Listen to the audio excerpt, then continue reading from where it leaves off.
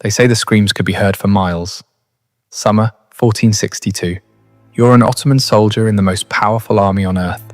You've conquered Constantinople. You've toppled empires. You're marching into a tiny principality called Wallachia to crush a rebel prince. It should take weeks, maybe days. Then you smell it. Death, rot, something else you can't quite name.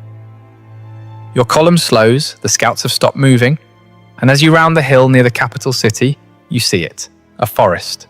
But the trees, they're not trees, they're human beings, 20,000 of them, your brothers, your comrades. Lifted into the air on wooden stakes, arranged in perfect geometric rows, as far as the eye can see. Some have been dead for weeks, their bodies bloated and black. Others are still moving, still breathing, still screaming. Your Sultan, the man who conquered the Byzantine Empire, takes one look and turns his entire army around. What kind of mind creates something like this?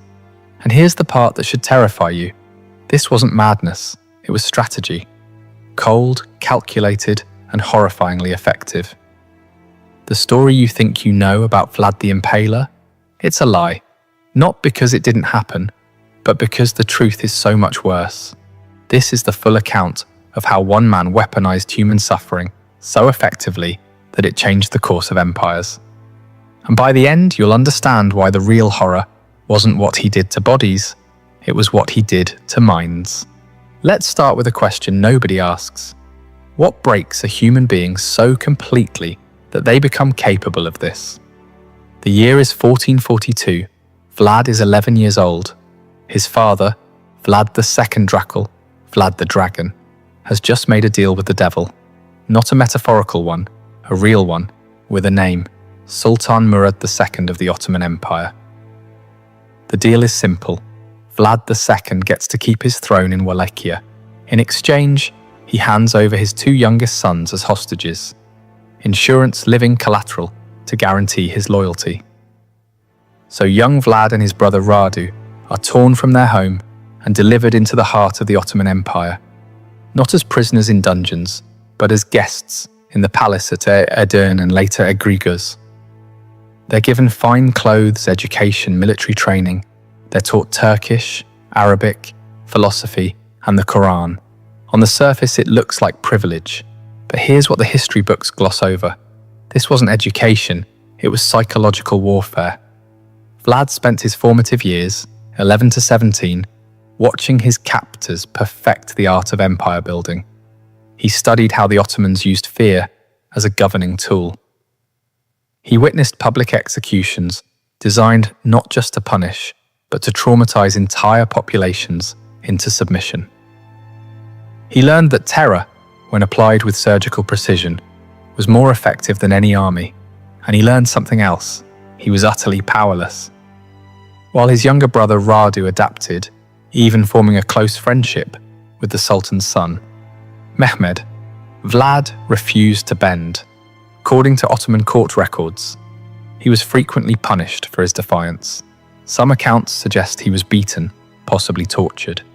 The exact details are lost to history, but what's certain is this: something fundamental broke inside him during those years, or perhaps more accurately, something crystallized. He developed what modern psychologists might call a persecution complex, combined with an obsessive need for control, but he channeled it. Every punishment he endured, he studied. Every torture technique he witnessed, he memorized. He was building a mental arsenal, piece by piece. In 1448, after 6 years of captivity, Vlad finally returned to Wallachia. He was 17 years old. 2 months later, his father was assassinated by rival boyars, the nobility who played both sides between the Ottomans and Hungarians. His older brother, Mircea, was buried alive. Vlad was alone, surrounded by enemies, backed by nobody. And here's where the story gets interesting. He didn't just want revenge. He wanted to remake the world in the image of his trauma. He would take everything the Ottomans had taught him about terror and refine it into something they had never seen before. But first, he had to wait. For 6 more years, Vlad lived in exile, plotting, planning, studying military tactics, and political maneuvering, and in 1456, with Hungarian backing, he finally seized the Wallachian throne. The monster was about to be born. If you're fascinated by the documented psychological breaking points that created history's most notorious figures, hit subscribe. We're just getting started with how this broken boy became something far worse than his captors ever imagined. Vlad's coronation feast in 1456 should have been a celebration. Instead, it became the blueprint for everything that followed. He invited the boyar families, the same nobility who had orchestrated his father's murder and buried his brother alive. Hundreds of them arrived in their finest clothes, believing they were there to pledge loyalty to the new prince. The great hall was decorated. Wine flowed freely. Then in the middle of the feast, Vlad stood up and asked a simple question. "How many princes of Wallachia have you lived through?" The older boyars proudly answered, 7, 10. Some claimed to remember a dozen different rulers. They were bragging about their survival, their political savvy, their ability to outlast any prince who sat on the throne. Vlad smiled. Then he gave an order. Every boyar who had answered was arrested on the spot. But here's where you see the methodical mind at work. He didn't execute them. Not yet. Instead, he separated them into 2 groups based on age and health.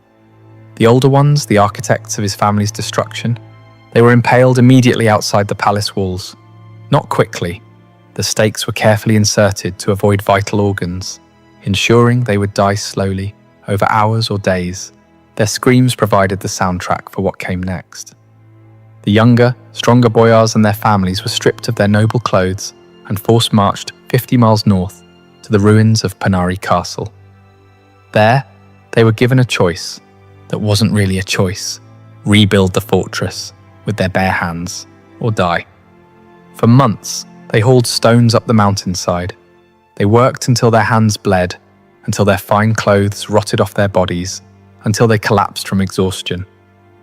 Most died during the construction. The survivors? They were never the same. Vlad had effectively erased the old nobility and replaced them with a new class who owed everything to him and lived in absolute terror of his displeasure. This wasn't just revenge. It was a systematic dismantling of the power structure that had made Wallachia weak. And it revealed something crucial about Vlad's psychology. He didn't just want obedience.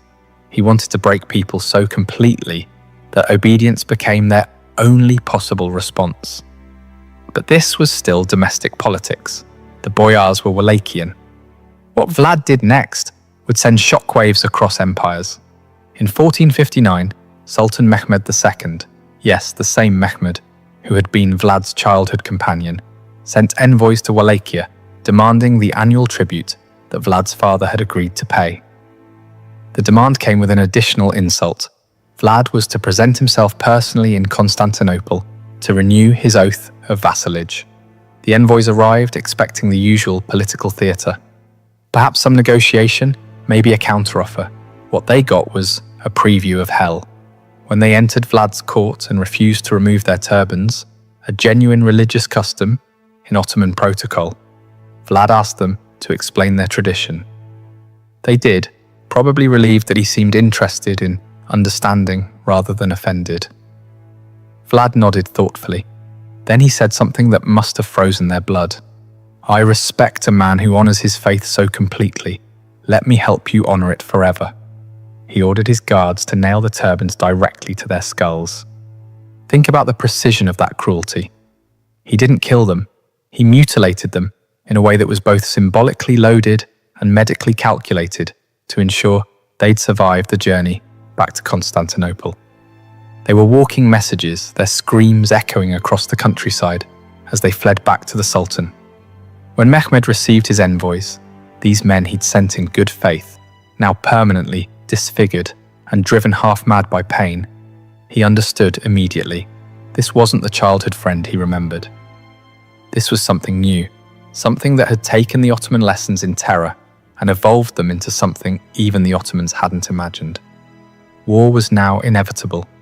But before that war came, Vlad had more messages to send. Here's what most people don't understand about impalement. It wasn't just execution. it was engineering. The common image, a stake driven straight through the torso, would kill almost instantly. That defeats the entire purpose. Vlad's method was far more sophisticated and infinitely more cruel. Based on contemporary medical analyses of the descriptions and surviving Ottoman accounts, here's how it actually worked. First, the victim was laid face down. The stake, carefully selected, rounded at the tip, and thoroughly oiled, was inserted through the rectum. But here's the crucial detail. It was inserted at an angle specifically designed to miss all major organs and blood vessels. The victim was then slowly raised upright, and gravity did the rest.